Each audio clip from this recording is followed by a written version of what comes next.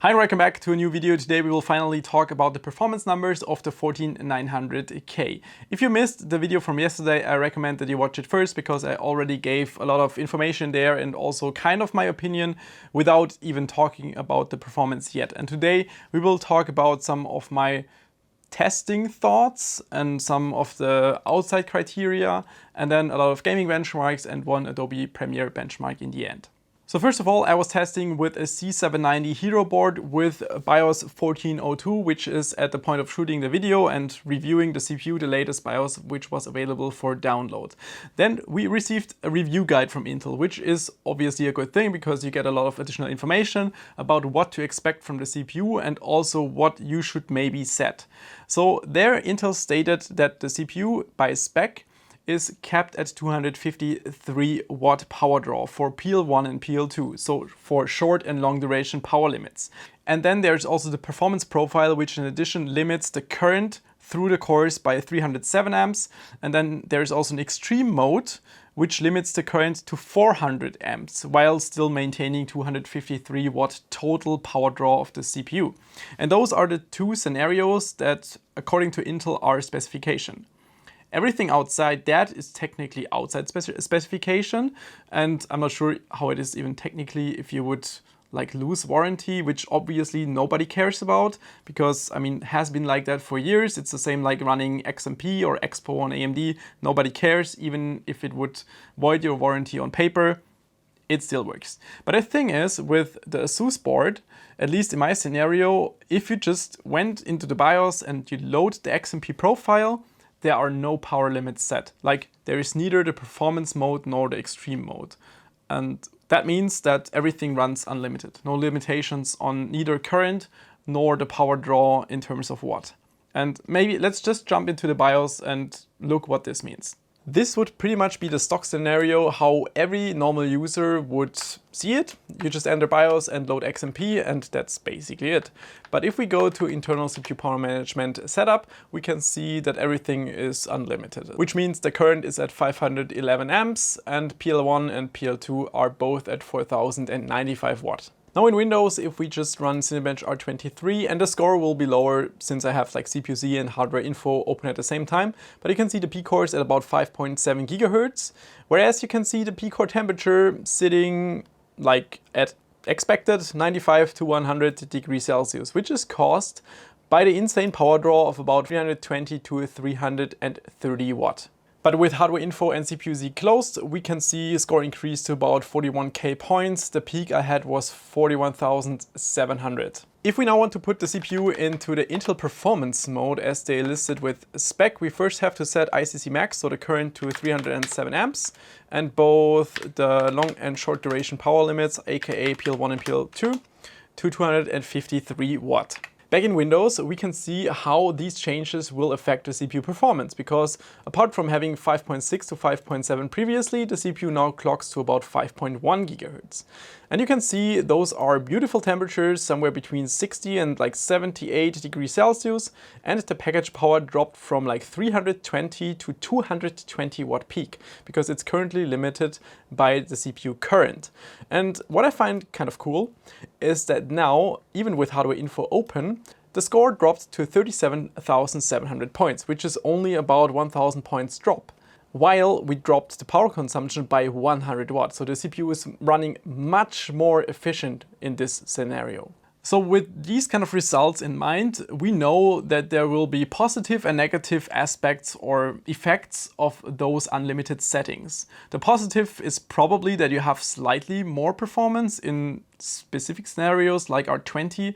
On the other hand, the efficiency is going to be terrible because you can see it's like a slight increase in performance, but a huge increase in power consumption, which will probably lead in other reviews that people will say the CPU is going to consume 300 watt plus as what you saw. So that's definitely the negative aspect. And the positive aspect is that it could have more performance. But I also observed in all the gaming benchmarks, it doesn't matter because the CPU will not be in a situation where it requires to draw like 250 watt plus. Because typically in a gaming scenario, you're going to look at like 100 to maybe max 200 watt of power draw on the CPU. So it doesn't really matter for all the gaming benchmarks, but I wanted to highlight the scenario I'm testing in. And the reason why I decided to do this is pretty simple, because I think the average user who just buys this board and assembles a PC, he's not going to configure a PL1, PL2 or some kind of current limit in the BIOS. I think you can be happy if the average user takes the step to load XMP profile. That's probably already much, and even upgrade the BIOS. But yeah, I guess it's not something you would expect, that the average guy just loads PL1 and PL2 to a specific scenario. And that's why I decided I will just do what most people will probably do: plug the memory sticks, load XMP and go for it. Now the second thing to consider is going to be everything related around memory. And that's always a huge debate when you do CPU reviews. What kind of memory speed would you run? And I decided to simply test two different scenarios. The first scenario is going to be within AMD and Intel spec, just following what they max out on memory compatibility. So for example, for 12900K, Intel states spec is 4800 MHz on DDR5. Then you have a 13900K that maxes out at 5600, and for example a 7800X 3D 5200 MHz. And that is the first scenario, just simply following whatever the CPU manufacturer recommends you to do within specification. And then the second scenario, probably the more realistic, is also trying to be realistic. Because on AMD and Intel you have different memory controllers, and currently the Intel memory controller is definitely superior. On some boards and CPUs you can run 8000 MHz plus, which AMD is not capable of doing. Then again, it's probably unlikely that you would get 8000 MHz memory sticks, because they're pretty expensive and not as easy to get to run. So I decided the second scenario is the realistic scenario, what you would try to get if you would buy the platform. Which means, for example, for AMD, for me personally, I would get something around 6000 C30, because price performance wise, that is pretty decent, leads to good performance. For Intel, I think 7000 C36 is something I would pick, just roughly. And those kits are also roughly in the same price range, because I'm not going to test the same memory speed if one CPU or one vendor can deliver the better performance. Maybe next gen AMD memory controller is much better than Intel's, then we can run higher memory speeds on AMD to also reward their work. Because otherwise, why would you like performance cap Intel CPUs if they can run higher memory speeds? So two scenarios: one is running the specification, just running the stock speed on the memory controller, and the second one is the realistic scenario, what you would get if you would buy one of the CPUs. We will start with Battlefield 2042 as the first gaming benchmark, because especially in 1080p with the 4090 and max settings, this is going to be heavily CPU bottlenecked and also heavily CPU loaded, which you can also see just by looking at the CPU power consumption. The 14900K absolutely delivers and puts itself on top of the performance line. We can see 268 FPS on average and 177 FPS in the 1% low, so the 1% lowest of the FPS. Then again, if we look at the power draw of the 7800X 3D, this result quickly becomes not as impressive, because you can see the 7800X 3D is only about 3% slower, but consumes only half as much power.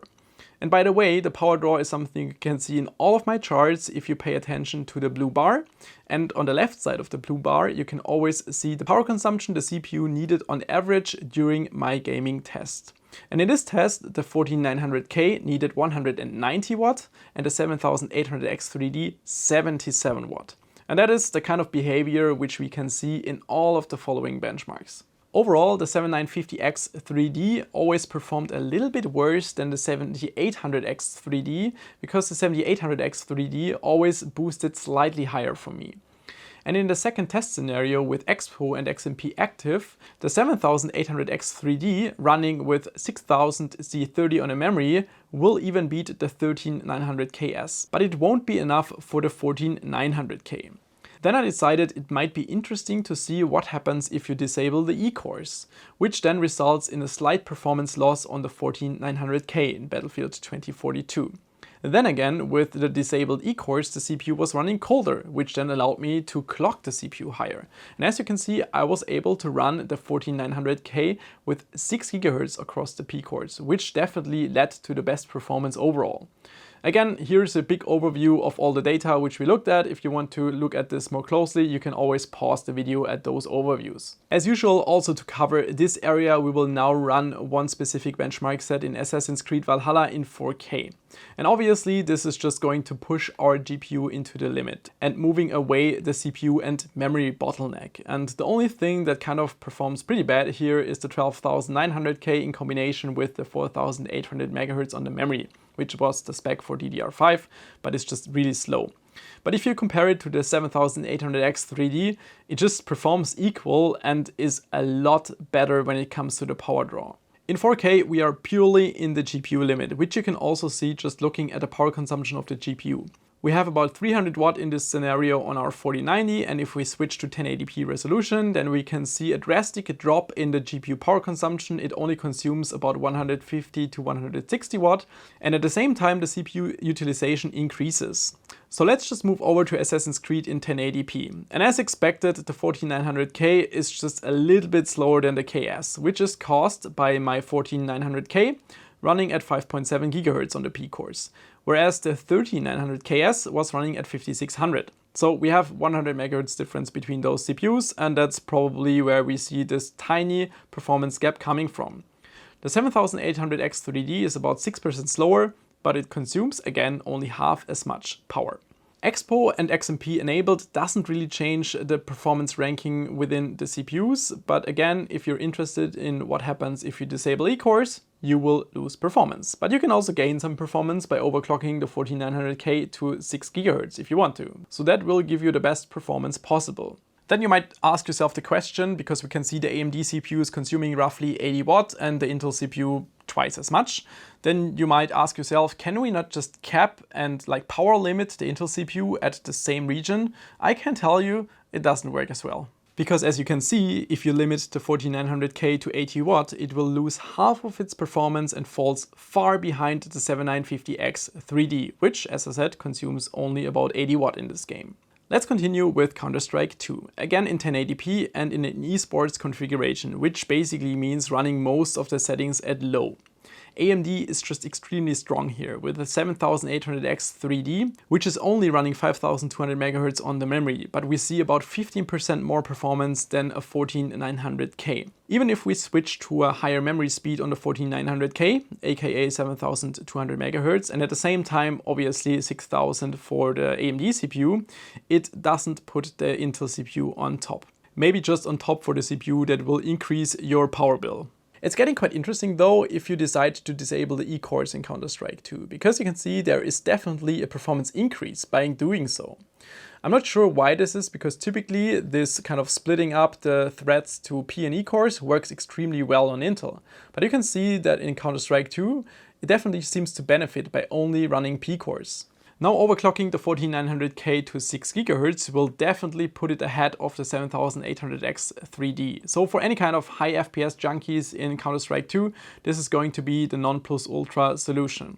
And again, here's the total overview. If you want to look it into more detail, please pause the video at this point. And here again, a thing I have to say about AMD, because they would always lose in these kind of scenarios because they simply lock down their parts unnecessarily. I mean, why would you lock down a 7800X 3D? Of course, they would publicly state that it breaks the CPU, but come on, that's nonsense. We all know it, because, I mean, if you just lock the frequency, it doesn't do anything.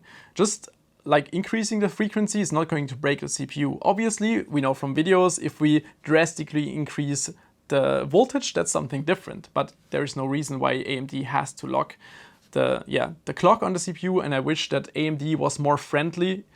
I mean, can you imagine that I'm saying that Intel is more friendly than AMD? Times have changed. Because right now, I mean, Intel is very open. They do a lot of stuff for overclocking, even though the power consumption is so insanely high. But come on, AMD, just give us the same thing as what Intel is doing. As another high FPS shooter, I also tested Valorant again in 1080p setting. So it's very similar to Counter-Strike 2. And again, the AMD 7800X 3D CPUs are extremely strong. But the 4900K is about 2 to 3% faster. And you can increase this performance further by again disabling the E-cores and also clocking the CPU to 6 GHz. With this, I was able to achieve 523 FPS in 1% low and 690 on average. The last game on my list is my current favorite, which I'm personally playing, Remnant 2. And in this game, Intel seems to be ahead of AMD, because already the 13900KS beats the 7800X 3D. And looking at the 7950X 3D, I spotted quite some difficulties with the CPU putting the right process to the X3D cores. And that's why we can see it doesn't perform as good. But Intel seems to have the same kind of problem with the E-cores in Remnant 2. Because it's the same kind of behavior, if I disable the E-cores, the frames increase by about 3 to 4%. And again, if you want to, you can overclock the CPU and increase the performance further. But this will cost you a lot of power consumption. As you can see, 14900K, 160 watt. And by the way, if you ever wondered why I'm selecting those specific games or applications, it's pretty simple. Those are things I personally use as well. And so it's my personal interest, and I also am in a better position to judge if something is wrong or right, or if I'm adjusting the right settings. So that's why at last thing we will look at Adobe Premiere Video Rendering, which is exactly what I use to do those kind of videos you're watching right now. But today I have to highlight that most of the work during the video rendering is done by the GPU, so the amount of cores does not matter as much as it used to years ago. On top of the chart we see the heavily overclocked 14900K with 186 seconds. And that's just while rendering a YouTube video in 4K resolution with a length of about 15 minutes, so pretty much the thing you're watching right now. The power consumption during this process is about 176 on average.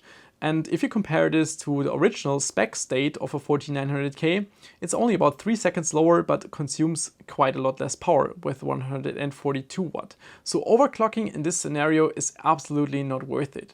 And you can also see that in Adobe Premiere Video Rendering, Intel CPUs just perform slightly better than AMD. Between the 14900K and the 7950X 3D, we see about 10 seconds. But also to put this into perspective, at least for me personally, it won't matter as much, because look at the chart, all of the AMD and Intel CPUs will work fine. We're talking about a rendering time of 3 to 3.5 minutes.